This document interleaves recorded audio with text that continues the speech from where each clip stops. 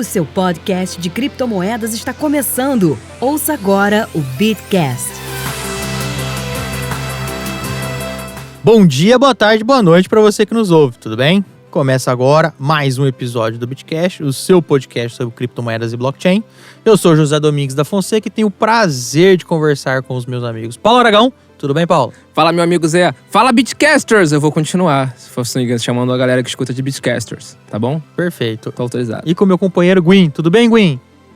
Fala, Zé. Fala, Paulo. E fala, nossos queridos Bitcasters. Isso aí, já tá pegando. Tá pegando.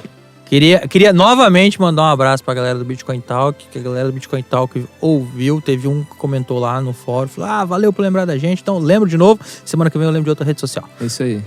Mas, hoje vamos conversar sobre a DeFi, sobre as yield farmings, que porra é essa, meu Deus, o que tá acontecendo, mas é depois do intervalo. Valeu! Procurando rentabilizar suas criptomoedas? Acesse bitverso.com e conheça a plataforma de sinais da Universo Cripto. Com o plano de trade automatizado do Bitverso, a sua conta na Binance opera 24 horas por dia sem qualquer preocupação sua. Quer saber mais? Acesse já www.bitverso.com ou clique no link na descrição deste episódio.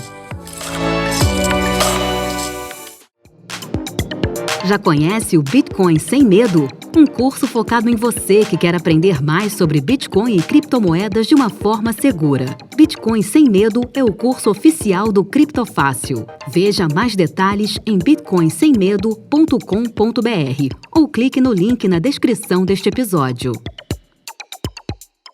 Voltamos, galera. E hoje é um assunto um pouco difícil, um pouco áspero. Quase polêmico. Quase polêmico, bastante polêmico. E bastante cheio de novidades, cheio de notícias, às vezes notícias tristes. Toda hora no Criptofácil aparece lá. O token não sei o que, sofreu um hack, e piriri pororó e perdeu. Mas a gente vai falar de outra coisinha hoje.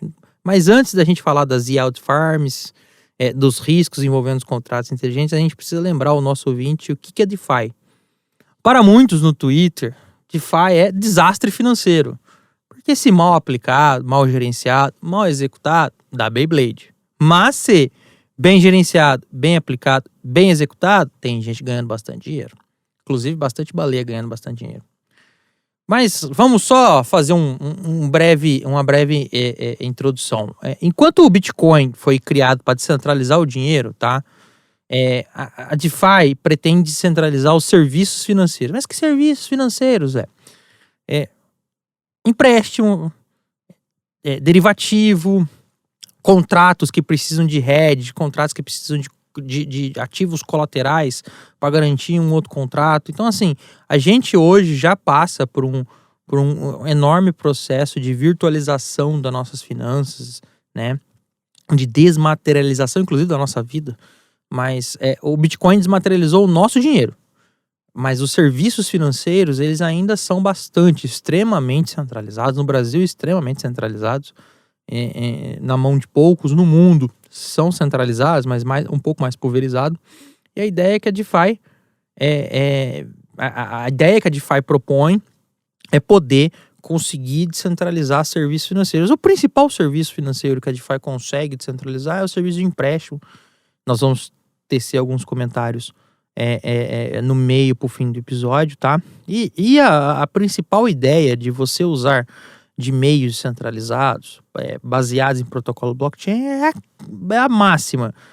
Você consegue constituir instrumentos financeiros rastreáveis e auditáveis. Isso é muito bom para saber de onde vem, para onde vai o dinheiro, é bom saber se tem lastro.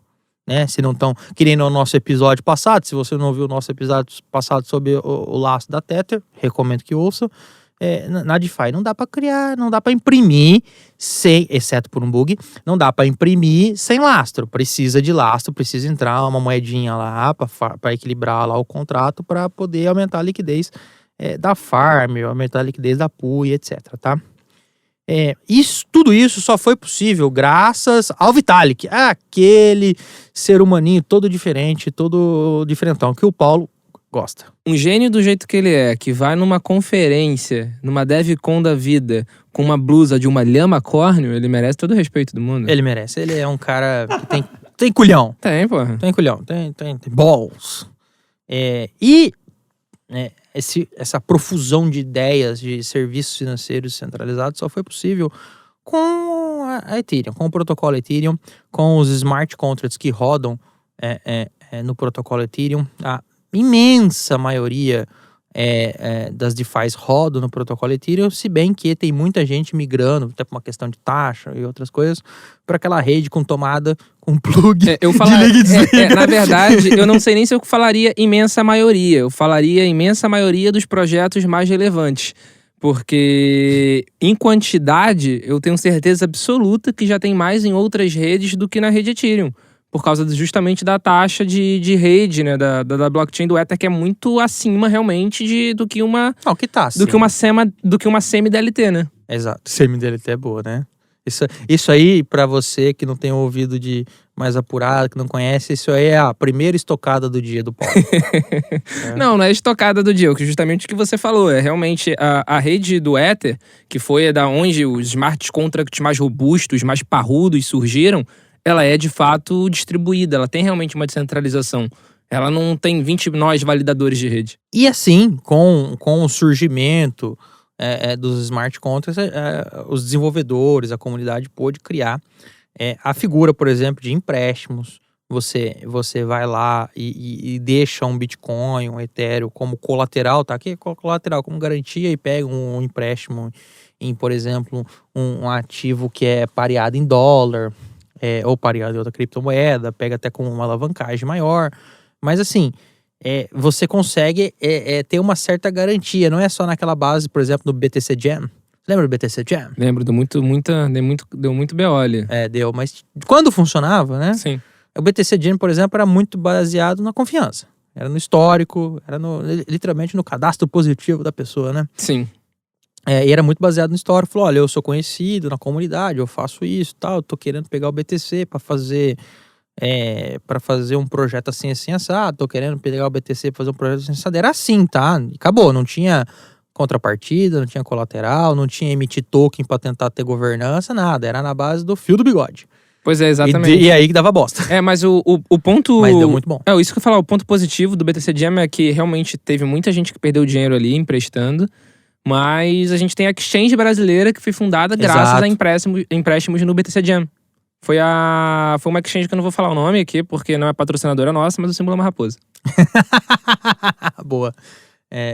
Então, assim... Mas pode ser, fica aí o convite. Exatamente, eu não vou falar o nome enquanto não for. Mas, tá perdendo a oportunidade.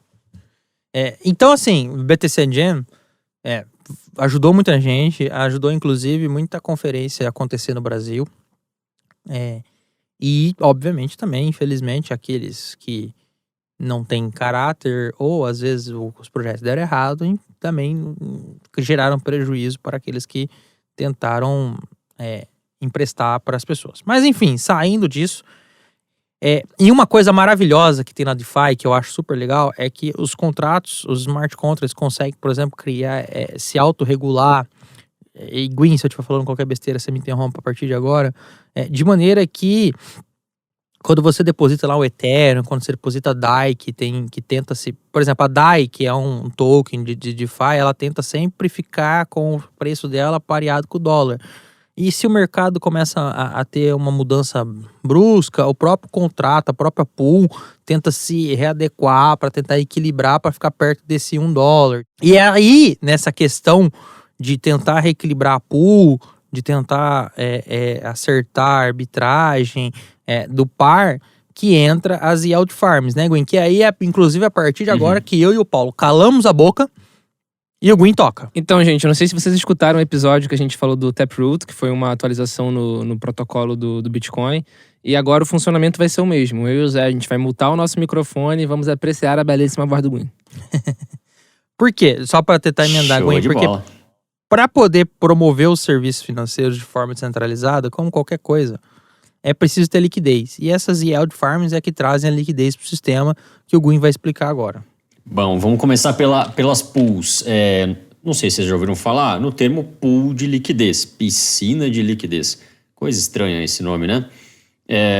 Mas é algo muito interessante porque ele reúne algumas situações, alguns entes, algumas pessoas do mercado que fazem tem diferentes papéis, né? Tem diferentes cargos para o sistema funcionar. Fazendo um paralelo aqui com a blockchain. Na blockchain, a gente tem um cara que vai ser o minerador, a gente vai ter o cara que vai usar o dinheiro, por exemplo, o Bitcoin, ela vai lá fazer transferência, que é o usuário. A gente vai ter o cara que vai ser o dono lá da pool de mineração.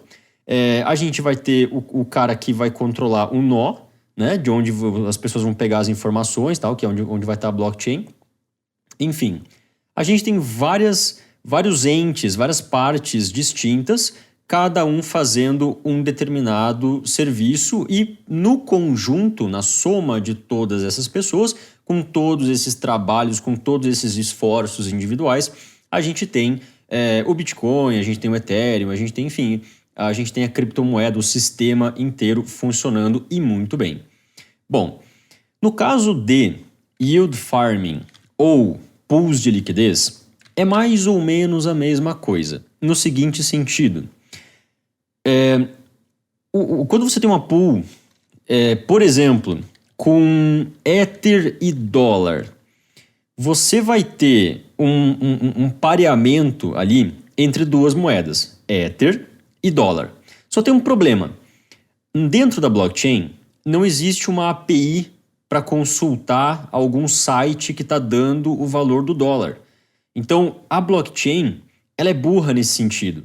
Ela não sabe o valor do dólar. Então, o que ela precisa fazer? Ela precisa que alguém coloque o valor ali. Mas como assim? Como é que você vai colocar o valor ali? Olha só que sistema interessante que foi descoberto, foi criado para que as pools de liquidez e toda essa história começasse. Você tem o cara que vai fazer arbitragem. Arbitragem, o que é? É você comprar de um lugar, né? Por exemplo, uma exchange que tá vendendo... Eu sei que é arbitragem. Tinha galera que fazia arbitragem aí numa exchange. Mas aqui no Brasil também rolava até empresa de arbitragem. Rolava empresa de arbitragem aí, arbitragem infinita. É, a roda, o gira.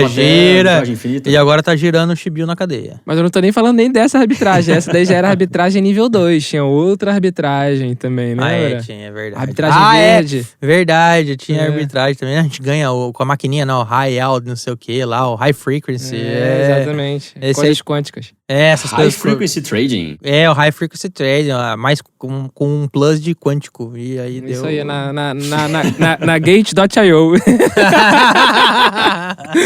Bom, como a blockchain, ela não entende o número de fora, né, o valor de fora, quer dizer, qual é o valor do dólar, qual é a cotação do Ether com o dólar, quer dizer, a blockchain não sabe isso, não tem como a blockchain pegar esse dado. Então, o que ela faz?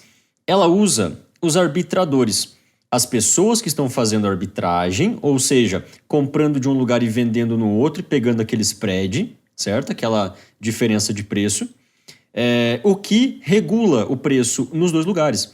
Então, de um lugar que está um preço muito alto e outro lugar está com um preço muito baixo, ele tende a ficar na média, né, no meio, dependendo do volume de cada plataforma.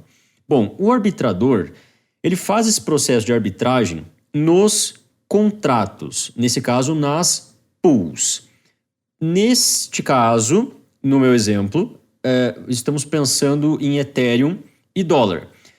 O dólar, dentro do protocolo RC20 ali, dentro da blockchain do Ethereum, ele tem o DAI.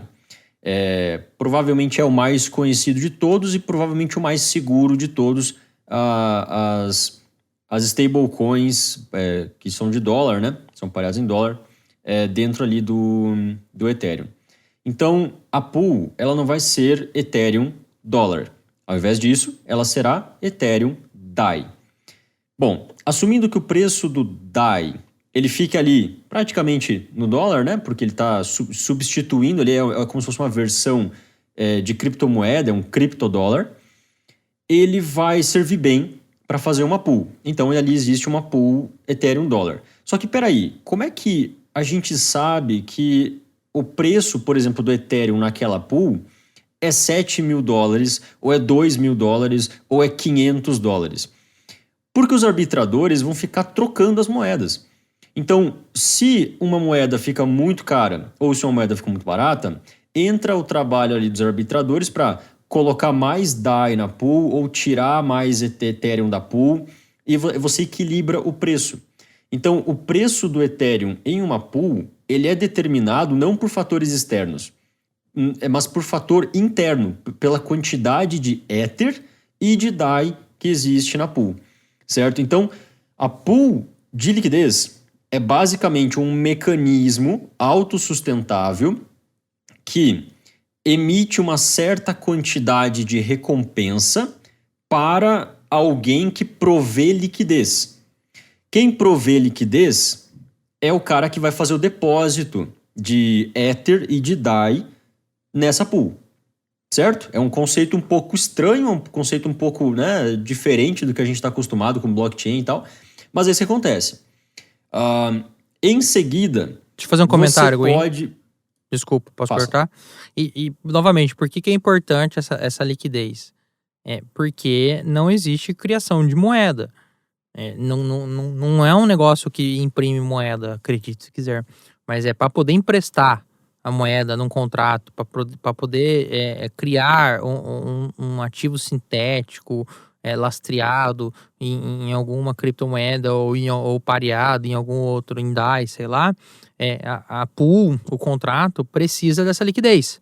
É aí que tá o pulo do gato, entendeu? Tipo, a pool não pode ficar imprimindo coisa, criando coisa do nada. Ela precisa dessa liquidez para poder rodar os serviços descentralizados financeiros dela, entendeu? Exato. E quando as pessoas colocam e bloqueiam lá os seus criptoativos nessas pools de liquidez, as pessoas recebem recompensas. Uma pool de liquidez, ela faz algumas ações específicas, né?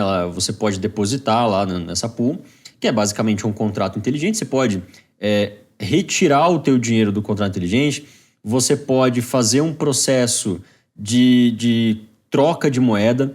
Então você pode, por exemplo, se você for um arbitrador, você pode ir lá, ou se você só quiser fazer um trade, né? Você pode chegar na pool, que tem uma quantidade grande de Ether e de DAI, e você pode trocar.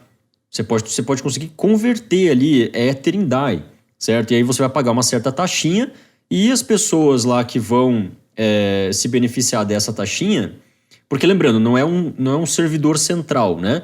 É uma coisa descentralizada. Então o lucro, ao invés de ficar com o servidor central, com o dono do negócio, ele vai ser descentralizado, ele vai ser distribuído para todo mundo que participa dentro da pool, certo? Então, quando isso acontece, você vai lá receber um token, você vai lá receber um certo dinheiro, justamente por essa liquidez que você está provendo para todo mundo. Bom, existem certos retornos, né, nesse processo. E esses retornos, eles têm a sigla de APY, né? Então tem o Annual Percentage Yield. Nesse caso, digamos que vai ser, sei lá, 4% ao ano.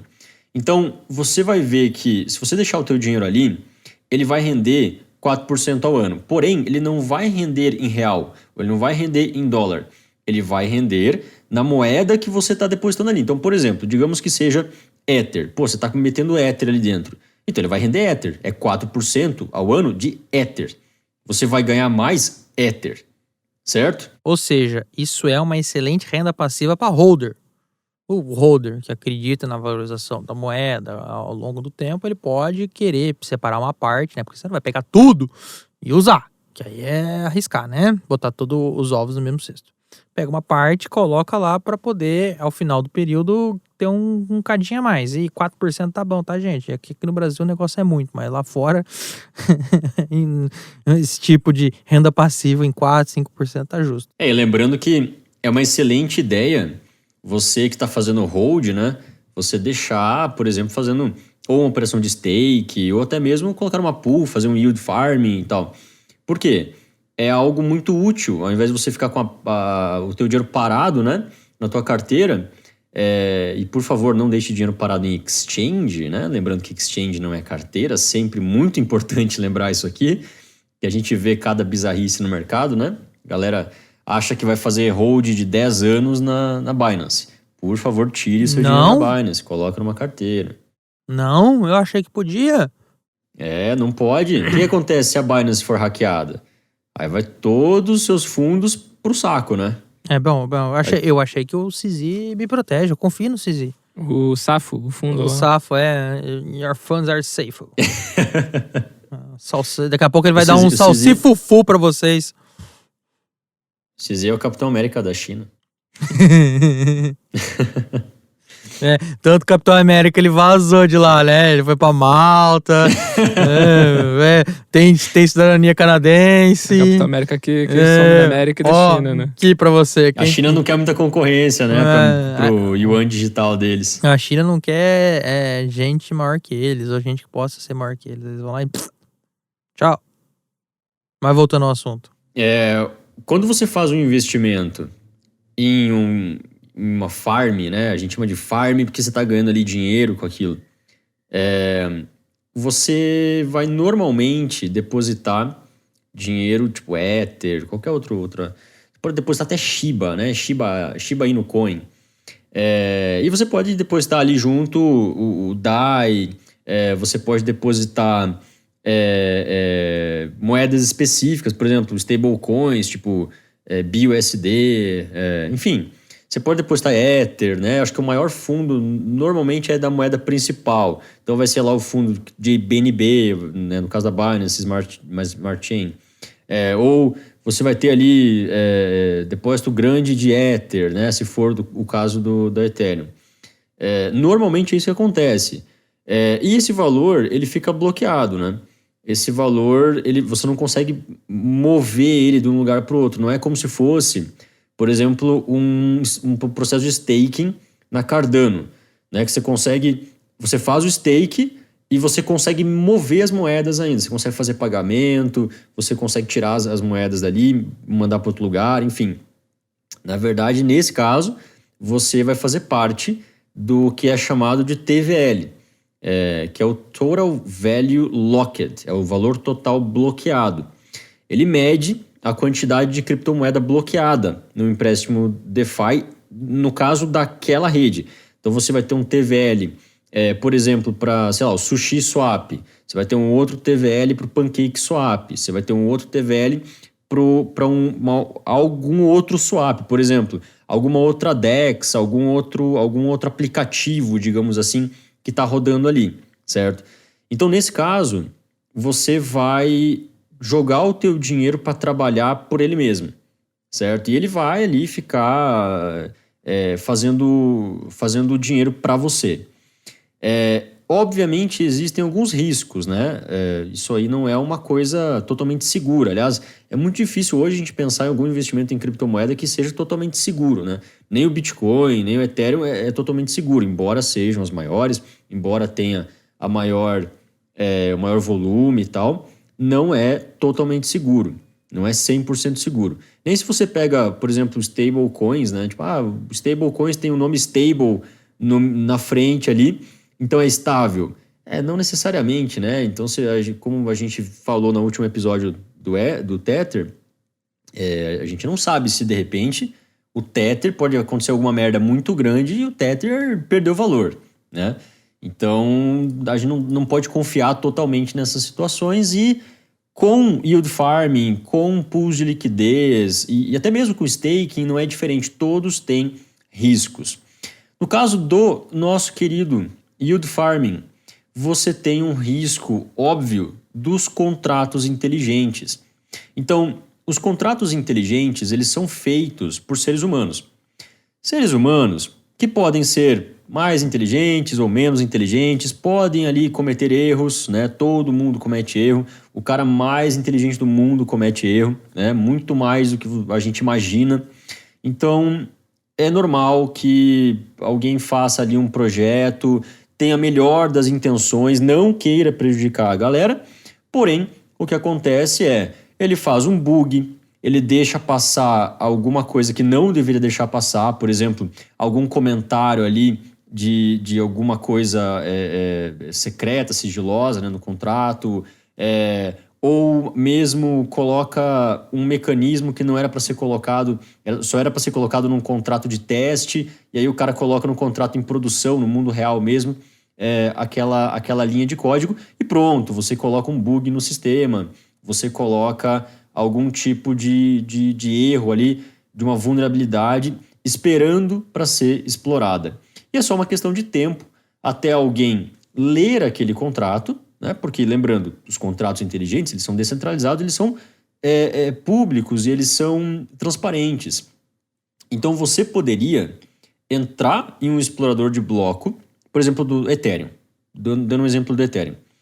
Você pode entrar lá na Etherscan e você pode ver um contrato inteligente. Você pode, inclusive, ler o contrato inteligente. Obviamente, você vai precisar saber de uma linguagem específica, que é a linguagem que o contrato inteligente foi escrito, né? Foi redigido, foi desenvolvido. É uma linguagem de programação, portanto, você não terá palavras, né? Como se fosse um contrato jurídico e tal. Porém, ele funciona de uma maneira instrucional. Ele vai dizer para o sistema, ele vai dizer para a Ethereum Virtual Machine, que é o ambiente da Ethereum, como que ele deve se comportar. Então, se ele receber uma certa aporte de Ether, o que ele deve fazer com aquele Ether?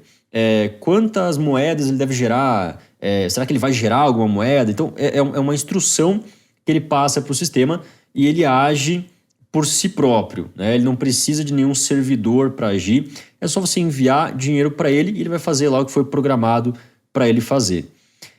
Então, bugs no código são, evidentemente, um tipo de risco, né, que você corre ao investir o seu dinheiro em um contrato inteligente e, portanto, fazer yield farming. Existe um outro risco que está ligado a uma liquidação forçada de uma pool de liquidez. Esse risco, ele hoje, pelo menos, ele é muito mais teórico do que prático, porém ele pode acontecer. E aí a gente está engatinhando nesse mercado, né? O mercado de DeFi é razoavelmente novo, então a gente não viu muitas coisas assim acontecendo. Porém, é um risco real, é um risco que existe e, portanto, a gente pode ver, e eu acredito até que a gente vai ver mais no futuro. A liquidação forçada, que é esse risco, é no caso de uma operação de empréstimo, por exemplo, no qual uma pessoa deixa uma moeda A como garantia para um autoempréstimo de uma quantia equivalente de uma moeda B.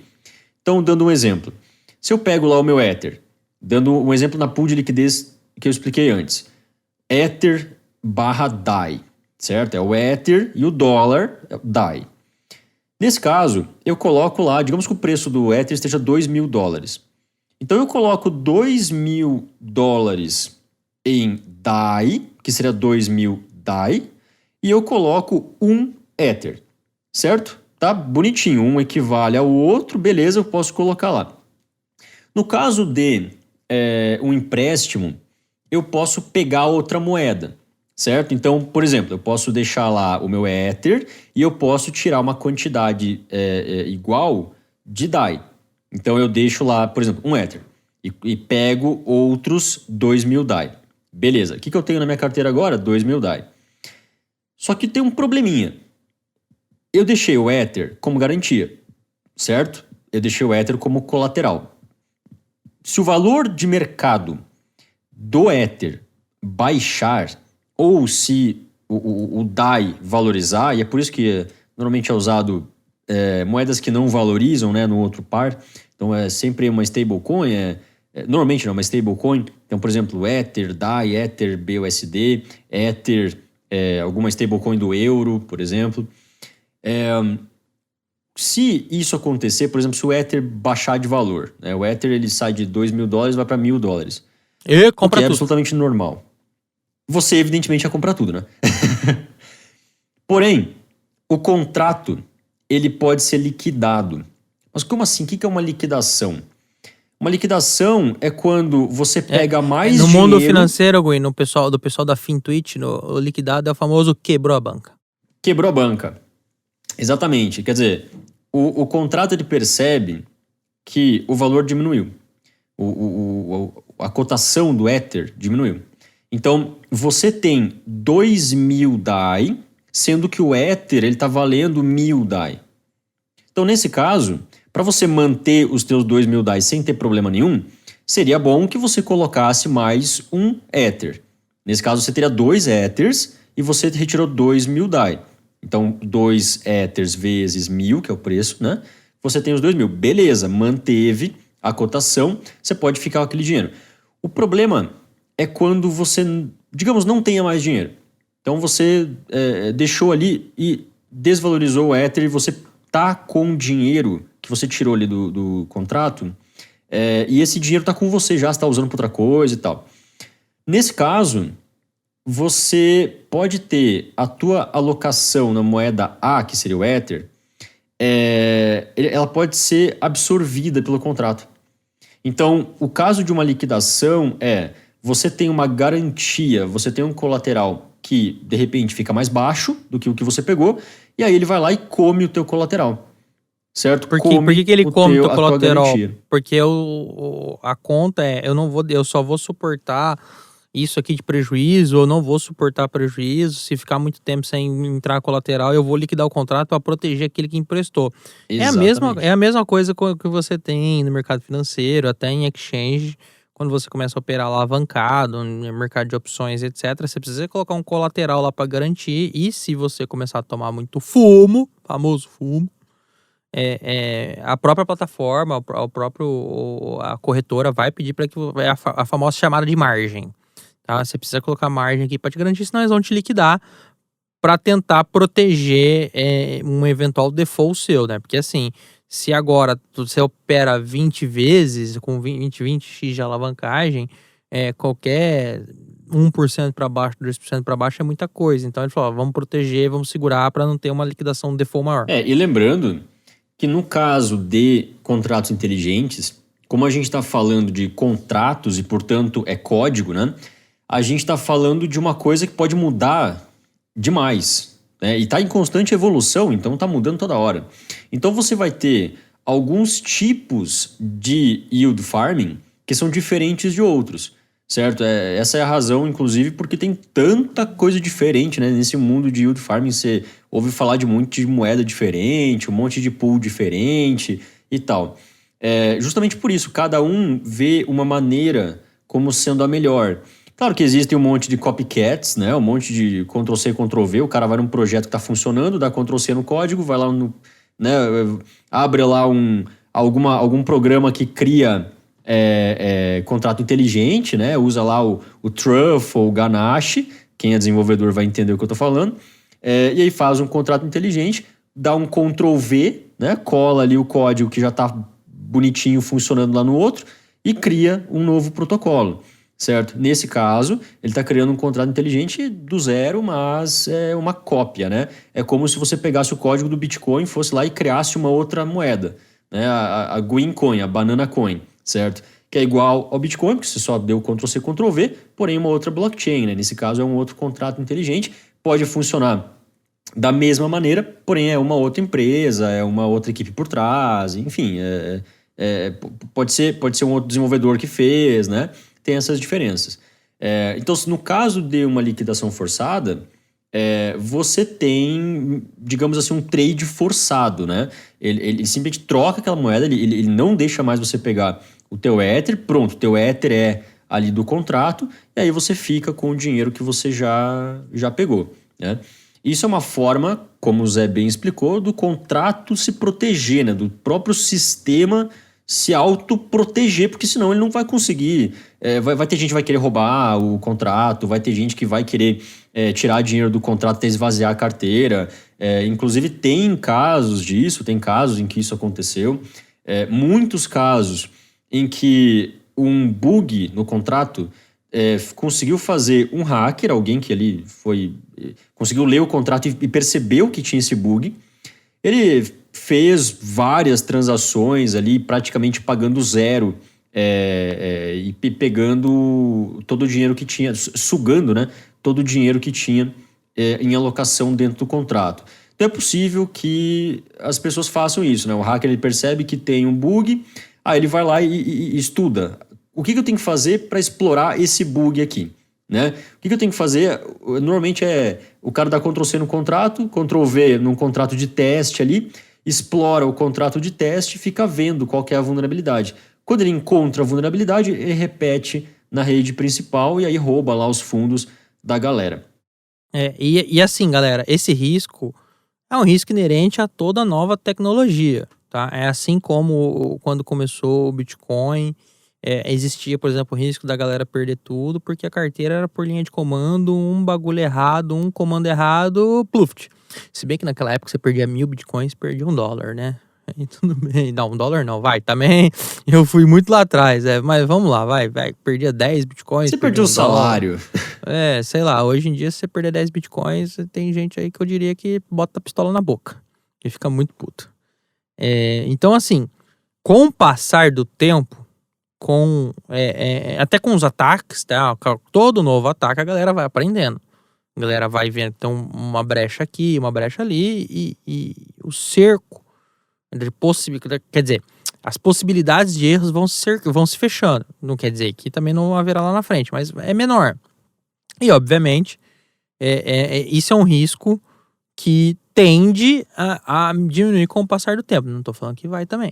E diminuir principalmente nesses maiores protocolos, né? Não necessariamente nesses que estão surgindo agora, mas os que, se conseguirem se manter, né, ao longo do tempo, mais robustos, mais sólidos, esses realmente vão ter um risco reduzido, né? É que nem o próprio Zé falou agora, o Bitcoin no início era muito problemático, assim, nessa parte de carteira, você corria o risco de perder. O Bitcoin agora tá tranquilo, por quê? Porque evoluiu.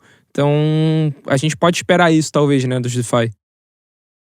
Evoluiu, teve muita gente errando, né? É como acidente de avião. Acontece um acidente, o que acontece? O pessoal vai lá, estuda, vê o que deu de errado, vê como que a gente faz pra corrigir isso. Quem perdeu, né, Gwen? Quem perdeu, mas futuramente você ajuda. Exatamente, para que aquilo não aconteça de novo, né? Não aconteça da mesma maneira. Você tem lá um checklist de segurança, né, que o piloto faz antes de cada voo, para ver se tudo tá funcionando. Então, quem sabe de aviação entende que nenhum acidente é em vão, né? Então, tá parecendo o Lito falando, pô. Você não sabe quem é o Lito. O Lito é o do Aviões e Músicas. Parece o Lito. Canal Aviões e Músicas. O Lito fala isso. Nenhum acidente é em vão. O Lito é foda.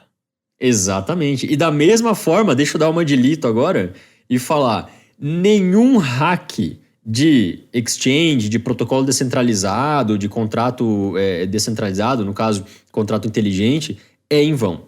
Nenhum. Por quê? Quando acontece alguma merda muito grande, né? Quando acontece lá, perdeu R$1 milhão, puta, perdeu R$10 milhões, roubaram lá, DAO, não sei o quê, 400 milhões. Quando isso acontece, o pessoal vai investigar, vai fazer protocolos dizendo, gente, não façam isso aqui, não usem esse comando, não façam isso dessa maneira, né? E aí você vai formando um mercado de gente que entende dos riscos e também entende de como mitigar esses problemas. Então, como não ter mais esses problemas. Pessoas que estudaram casos anteriores que deram errado, que foram roubados e perderam fundos de todo mundo, e aí vão elaborar novos contratos cada vez melhores, cada vez com mais proficiência em cima desses exemplos que deram errado. Então, cada vez a gente tem uma evolução, e essa evolução é constante, né? A gente está só começando nas finanças descentralizadas, o DeFi. É como se fosse o Bitcoin lá em 2012, né? Quer dizer, a gente está criando coisas que ninguém nunca viu ser criada, né? Então, você imagina pegar empréstimo de uma coisa... O staking talvez seja uma coisa mais bizarra de tudo, porque o staking é um processo que você ganha dinheiro pela criação da moeda, porém, você não tira a moeda da tua carteira. Quer dizer, mas peraí, então eu estou emprestando moeda para alguém ou eu estou garantindo alguma coisa na rede, mas a moeda continua comigo? Né? É estranho isso. Mas, de fato, é o que dá valor ao sistema e é o que, de fato, garante a segurança do sistema em muitos casos. Então, é uma coisa nova, é algo um pouco estranho, né? Se você vê do ponto de vista do mercado tradicional, mercado que tem banco e tal, cara, você precisa de um regulador, você precisa de um cara ali dizendo, olha, isso aqui tá errado, isso aqui tá certo e tal.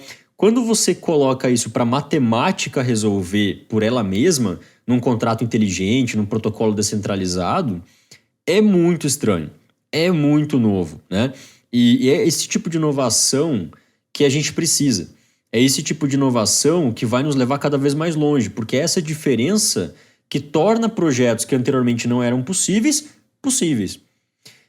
Um dos riscos dessa inovação, que talvez pouca gente ouviu falar, mas é alguma coisa interessante, é quando você vai fazer um yield farming, é quando você vai colocar o teu dinheiro em um processo desse, você vai fornecer liquidez para uma pool, por exemplo, uma pool de liquidez, porém, o preço do ativo que você deposita, ele muda em comparação no momento do teu depósito, no momento daquela tua operação.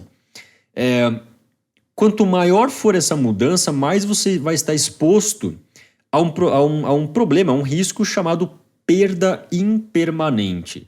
Esse nome perda impermanente é muito estranho e é um pouco ruim para entender, porque a perda, né, é permanente, na verdade. Mas o nome do processo, o nome desse problema é perda impermanente. O que significa isso? Você não vai, teoricamente, perder dinheiro, certo?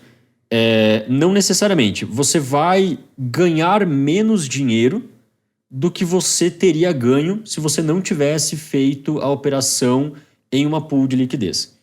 Como assim? Digamos que você tenha, usando aquele meu exemplo anterior, de uma pool do Ethereum com dólar, Ethereum DAI. Se você coloca Ethereum ali, você espera o quê? Você espera o APY, certo? Você espera o yield, que é a tua recompensa. Então, se for 4% por ano, você espera, até o final do ano, mais 4% daquele valor que você colocou em Ether. Muito bem. Porém, se você deixa o teu dinheiro na pool, o teu dinheiro não está mais com você, certo? O dinheiro está dentro da pool. E o Ether valoriza enormemente. Digamos que o Ether valorize 4 vezes. Então o Ether estava $2.000, agora ele foi de repente, ou até mesmo ao longo do ano, né? Mas ele mudou e agora ele está $8.000. Bom, nesse caso, você vai pensar, ok, eu tenho Ether, ele está dentro da pool, certo? Então eu estou ganhando toda essa valorização. Na verdade, não. Na verdade, o que acontece é que quando você vai retirar, por uma razão puramente matemática, né, de porcentagem de recompensa da pool, se você vai ser recompensado pela porcentagem de dentro da pool que pertence a você. Então, se você tem uma pool que tem, digamos, 10x de dinheiro, e você coloca lá mais 10x, você vai ter 50% da pool, porque a pool vai ficar em 20x e você vai ser responsável por 10x. Então, você vai ter 50% da pool. Quando você for retirar, você vai ganhar o quê? 50% da pool, certo? A tua porcentagem ali que corresponde ao teu investimento dividido pelo valor do investimento total, do valor da pool mesmo. Ok. Nesse caso de perda impermanente, você vai retirar um valor menor do que se você simplesmente estivesse holdando a moeda. Ué, como assim? Mas então a pool de liquidez nem sempre é o melhor dos mundos? Nem sempre é o melhor dos mundos. Quando você acha que a moeda ela vai valorizar muito, você acha, putz, essa moeda aqui, cara, ela vai valorizar umas 10 vezes. Então não deixa numa pool. É meio estranho pensar nisso, porque uma pool ela vai te dar 4% de retorno anual, né? Porém, por essa razão de percentual dentro da pool, se a moeda tiver, por exemplo, uma valorização de 4 vezes, você não vai ganhar essa valorização de 4 vezes se o teu dinheiro estiver na pool. Quando você retirar, você vai ganhar 20% a menos do que a conta que você fez diz que você vai ganhar, certo? De novo, é por uma razão puramente matemática de stake dentro da pool. Por isso é uma coisa um pouco longe do entendimento da galera que está fazendo essas coisas. Ouve, né, o amigo falar, faz aqui um yield farming, faz aqui, coloca teu dinheiro numa pool de liquidez. O cara vai lá, não sabe o que está fazendo, coloca dinheiro numa pool de liquidez achando que vai ganhar dinheiro e não necessariamente está ganhando dinheiro. Na verdade, às vezes, ele está dando dinheiro para pool para outra pessoa ganhar, né? Porque ele não vai estar ganhando, ele na verdade vai estar... vai ganhar dinheiro pela valorização, porém não vai ganhar todo o dinheiro que ele deveria ganhar. Então, se você simplesmente segurasse a moeda na tua carteira, nesse caso, num caso em que a moeda valoriza muito, então, mais de 25%, por exemplo, mais que 50%, quanto mais valorizar a moeda, mais você está deixando de ganhar se você colocar o teu dinheiro dentro de uma pool de liquidez. Então, como é que é a conta? E agora eu falo com todo respeito ao ouvinte, mas se você não entendeu, é porque a pool de liquidez mesmo é para usuário avançado. Não é qualquer... Eu confesso, assim, o Gwyn sabe isso, eu e o Paulo estamos olhando um pra cara do outro aqui, assim, do tipo, cara, é áspero, é difícil. Isso é uma coisa técnica pra caramba, né? Sim, exatamente. Não é para usuário que tá começando agora, não é para... Nem pro pessoal, mais ou menos. Nem para maximalista. Isso daqui precisa ser realmente para uma pessoa que tá bem afim de aprender isso, assim, que tem uma boa vivência técnica. E super recomendação. Como o Gwyn falou, se você deixar lá, alguém pode ganhar dinheiro na arbitragem. É assim que acontece. A pool, a Yield Farm, a galera enfia contrato e tira contrato num high frequency trade muito interessante, meu. Entendeu? Tá ligado? O pessoal fica ali arbitrando vários dias, meu. Muita coisa acontecendo. Então a galera fica girando entre pools, coloca numa, sai de uma que a outra tá pagando juros, uma remuneração maior. É um negócio, assim, bastante robótico mesmo, bastante automatizado e muito rápido. Não dá pra ser o Zé Bobinho. E dependendo do projeto, às vezes a pool até coloca uma taxa zero durante um determinado tempo para atrair o usuário, aí depois daquele período em específico vai passar a ter uma cobrança. Então a galera fica atenta realmente para saber quando é o momento que vai passar a ter cobrança para você poder migrar para outras pools.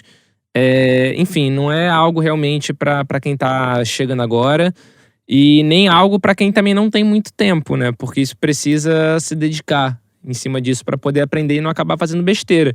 Porque que nem alguém falou, a pessoa pode estar achando que tá ganhando dinheiro e tá perdendo. Tem que ter aquele alerta no celular no meio da madrugada, te ligar, te acordar e falar assim, corre no computador que você tá perdendo dinheiro. E é até ambíguo, né? Porque a pessoa pode perder dinheiro se a moeda que ela tem tá super valorizando. Exatamente. A regra, vamos estabelecer uma regra de dedão aqui, né? Uma regra tipo assim, não sei o que você acabou de dizer, Gwyn. Qual que é a regra pro cara que não entendeu nada? Só pensa o seguinte, se você acha que a moeda vai valorizar pra caramba, tá? Se você acha que a moeda vai dobrar de valor pra cima, beleza? Nos próximos meses, não deixa em uma pool de liquidez. Não deixa. Só confia. Depois você vai pesquisar no Google pra ver qual a razão, tá? Mas só confia. Não deixa numa pool de liquidez. Se você acha que essa moeda tá ok, vai valorizar pouquinho, ou até mesmo corre o risco de desvalorizar, e você quer se proteger estando numa pool de liquidez, e daí você pode ganhar aqueles 4%, tem algumas moedas que são até mais, né? 10%, 30%, 40%. Tudo depende, tudo depende da moeda, né? Porque você vai ter um IPI de 40% ao ano, mas ela desvalorizou 70%. Exato. Quer dizer, você tá pensando, puta, ganhei dinheiro pra caralho, eu tinha 1 milhão dessa moedinha aqui que não vale nada, agora eu tenho 2 milhões, porra, dobrei meu dinheiro, mas você vai ver que tá valendo quanto? Valia R$1, agora vale 1 centavo. Exatamente. Isso aí é problema. Então, na verdade, você tá perdendo dinheiro também, né? Mas a perda impermanente, ela só acontece quando existe uma variação de preço muito grande, tá? Então, se você acha que a tua moeda, que você quer colocar numa pool de liquidez, ela vai valorizar pra caramba, não deixa numa pool de liquidez. Faz hold, deixa lá, aquele hold batatão mesmo, só tira da exchange, coloca na tua carteira e esquece. Mas assim, então quer dizer que, vocês estão falando do assunto não é pra todo mundo. Vocês estão falando de um negócio aqui que é pra 1% da galera que manja, que tem tempo, disponibilidade e know-how pra fazer isso. Tudo bem, mas entenda que você não precisa colocar as suas criptomoedas para render nas yield farms. Você pode, por exemplo, usar das redes centralizadas, pode usar dos serviços disponibilizados por essas redes centralizadas. Isso não afasta você tentar usar os serviços, como por exemplo, eu vou citar aqui duas, depois o Gui quiser emendar também com outras, o Paulo, que às vezes manja mais do que eu. Você, por exemplo, tem a MakerDAO, que é uma plataforma de crédito descentralizada bastante famosa, bastante utilizada pela galera com suporte à criação de stablecoin, etc.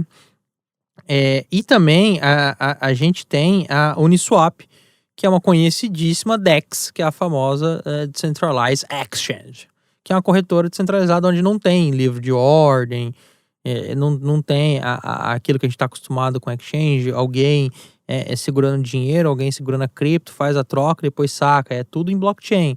Então assim, você não necessariamente precisa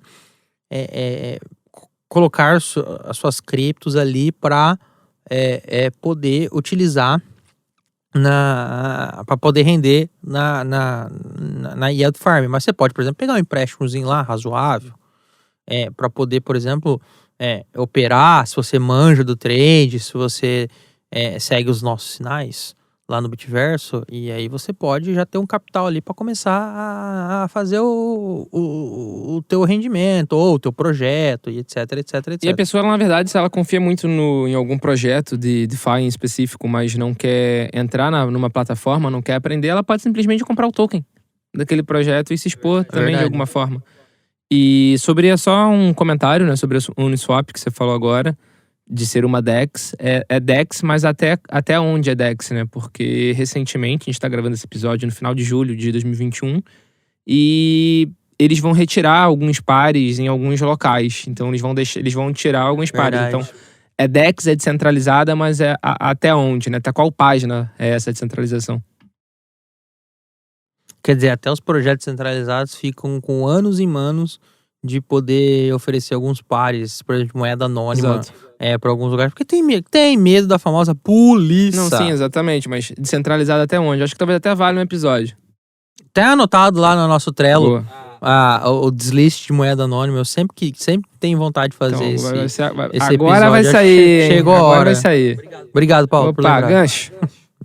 E isso é uma situação interessante, porque qual é o limite da descentralização, né? Se você tem, por exemplo, uma DEX, que é uma exchange descentralizada, porém, como você acessa ela? Você acessa por um domínio. Quem é o dono daquele domínio?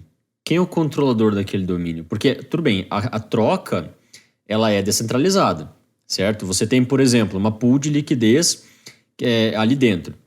Aí você consegue fazer uma transação ali, fazer um swap de moeda. Então você consegue trocar uma moeda por outra e tal, que você faria numa exchange centralizada. Só que você faz na pool. Aí você paga aquela taxinha lá, o spreadzinho pequenininho, a variaçãozinha pequenininha da pool. Beleza. Só que a troca, ela é descentralizada. Ok, perfeito. Só que quem controla o sistema que fornece a opção de troca descentralizada é alguém centralizado. Então, você tem níveis de centralização, né? A troca é descentralizada, beleza. Quem controla o movimento da troca? Aí já não sei. Vamos ver se é o cara descentralizado ou não. Quem comanda a plataforma que provê a oportunidade para o cara fazer a troca descentralizada? Então, ela pode delistar coisa, ela pode tirar dali. Então, existe um certo nível de centralização, porque afinal de contas ela consegue retirar, ela consegue controlar ali de forma centralizada. E mais, existe uma certa centralização em, por exemplo, você acessar um domínio.com, porque ele vai ter um representante, ele vai ter um dono, né? Um controlador, é o cara que pode ir lá mudar o DNS e daí vai para outro site, vai para o site pudim.com.br, entendeu? Então, nesse caso, você pode ter uma centralização maior do que você gostaria. Eu lembro que, há um tempo atrás, muito se falava daquela exchange, BISC, né, que era exchange descentralizada e tal, e tentava fazer com que fosse o mais descentralizado possível. Então eles lançaram um aplicativo, né? Um aplicativo lá de desktop. Eu não sei se tem aplicativo para móvel também, para Android, Apple e tal. Mas tem um aplicativo, tem uma aplicação que você baixa no computador e não depende de nenhum site. Então, se o site cair, se o site estiver fora do ar, se alguém, sei lá, tentou hackear o site, não sei, se alguma coisa aconteceu com o site. O que acontece com a troca? Ela não cai, certo? Você não limita, porque aquele aplicativo é a única limitação. Então, se você tem um aplicativo daquele em cada computador, você consegue lá fazer a tua ordem, fazer a tua troca, fazer o swap de moeda. Porém, é uma troca, claro que funciona de uma maneira totalmente diferente, né, de uma pool de liquidez, por exemplo. Porém, é uma troca que pelo menos tenta ser o mais descentralizado possível. Entendido. Bem, este foi mais um episódio do Bitcash. Esperamos que você tenha gostado. Se você gostou, curta, compartilhe, divulgue a palavra do pai Satoshi. E se você não gostou, dá um like aí pelo menos para ajudar nós, por favor. Tá bom? Gostando ou não gostando, o importante é compartilhar, que nem já diria o velho ditado. Que eu criei agora. É justo. Gwyn, obrigado, meu querido. Espero que você sobreviva ao frio polar que tá subindo aqui no Brasil. E a gente conversa semana que vem, tá? Valeu. Deu -6 em Curitiba, tá complicado, cara. Eu não ia falar a cidade, mas já que você falou. Exatamente. Aqui no Rio, na verdade, a gente tá beirando extinção. Estamos em 17 graus nesse momento. A gente já vê poucos cariocas na rua. Já, os que a gente vê já estão de casaco, como o Zé. E eu tô de paletó. Tava até de cachecol e gorro, não queria falar nada, não. Pronto, me respeite. Entendeu? O pessoal no estúdio aqui tudo encasacado, o pessoal na rua tudo encasacado. Se fizer 12 graus amanhã, 13 graus, que estão prometendo, população irmão, extinta. O Eduardo Paes fala, acabou a vacinação, porque acabou o acabou pessoal. A população, todo mundo morreu congelado. Acabou a vacinação, o povo morreu tudo congelado. Paulo, até o próximo, muito obrigado. Agradeço, Zé, agradecer os nossos queridos Bitcasters. Vou ficar repetindo, porque se ficar repetindo, eu acho que tem chance de pegar. Pega. Então, agradecer aos nossos Bitcasters. Deu eco.